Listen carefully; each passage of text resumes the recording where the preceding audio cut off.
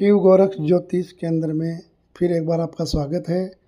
आज हम हस्तरेखा के उन महत्वपूर्ण बिंदुओं पर चर्चा करेंगे जिसके वीडियो आपने बहुत ही कम देखे होंगे और बहुत ही, जहाँ तक मेरा ख्याल है, आपको उनके बारे में कम जानकारी होगी।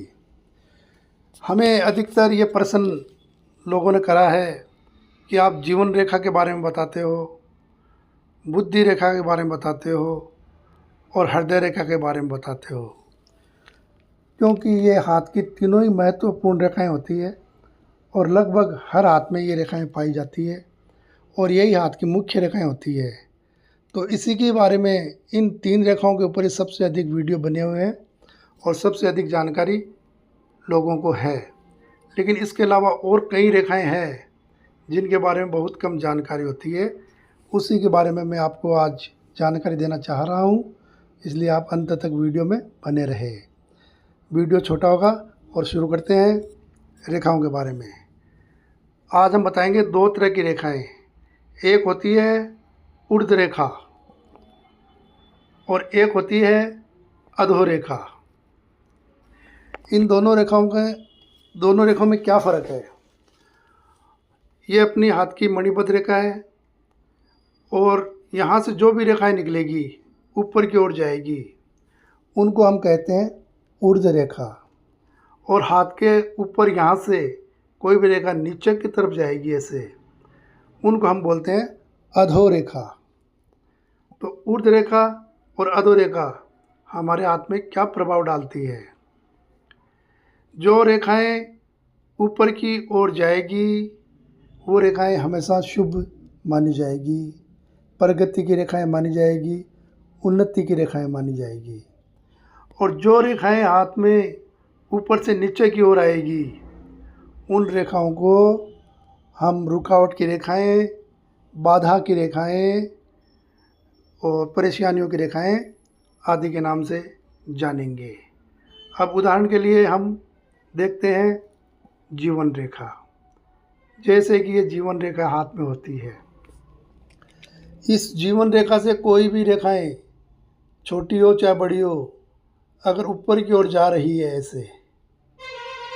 ऐसे ऊपर की ओर अगर ये रेखाएं जा रही है, तो आप ये मानकर चलें कि जीवन में लगातार प्रगति की ओर ये व्यक्ति बढ़ रहा है जिसके हाथ में ऐसी रेखाएं हैं। इसके विपरीत कुछ हथेलियों में आप देखेंगे कि ये रेखाएं नीचे की ओर आ रही है। ऐसे नीचे की ओर जो भी रेखाएं आएगी, तो ये माने कि जीवन में लगातार कुछ न कुछ रुकावटें पैदा हो रही है, कुछ ऐसी बाधाएं आ रही है जिससे हम तरक्की नहीं कर पा रहे। तो ऊर्ध्व और अधो रेखाएं, तो एक बार फिर मैं आपको समझा दूं। जैसे कि कोई भी रेखा है, जैसे ये हृदय रेखा है, हृदय रेखा से एक रेखा ऊपर गई तो ये होती है ऊर्ध्व रेखा, यानी ये हमारे जीवन में अच्छा प्रभाव डालेगी। और हृदय रेखा से अगर कोई रेखा जा रही है नीचे की तरफ, तो ये होगी अधो रेखा। अधो रेखा का मतलब कुछ न कुछ परेशानी, समस्या पैदा होगी। और जहाँ जहाँ पर ये रेखाएं होती है, उसी हिसाब से हम कैलकुलेशन करके और इनका फल निकालते हैं। जैसे आपको मैंने बताया, जीवन रेखा पर ऊर्ध्व रेखा यानी कि ऊपर की ओर जाने वाली रेखा है, तो ये जीवन में लगातार प्रगति।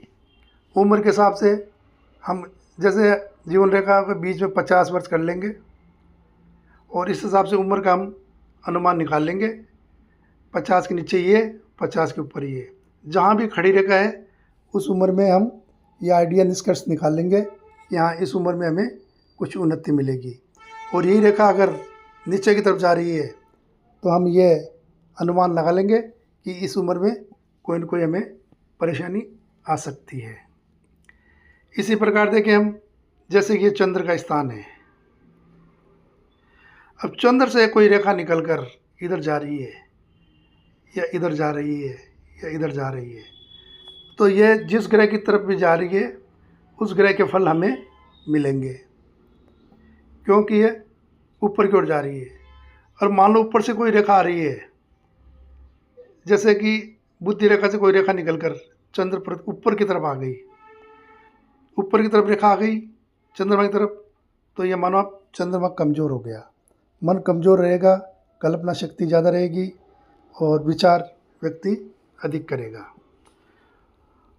और इसी प्रकार ये बुध ग्रह है, इसके पास ये सूर्य है, ये शनि ग्रह है, और ये गुरु है, ये शुक्र है, ये चंद्र है, और ये मंगल है, और ये राहु है, और ये स्थान केतु का है।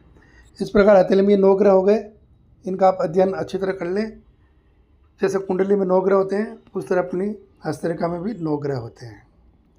और इन ग्रहों पर अपन कहीं भी जैसे कि शुक्र देखते हैं, या ऊपर की तरफ रेखाएं जा रही है शुक्र पे, तो इनको अच्छी मानी जाएगी। और नीचे से कोई रेखा यहाँ ऊपर की ओर आ रही है, तो ये तकलीफ की रेखाएं मानी जाएंगी। इस प्रकार हथेली में जिस भी जगह ऊर्ध्व और अधो रेखाएं। और एक बात और मैं आपको बताऊं कि बड़े ध्यान से देखना है, हम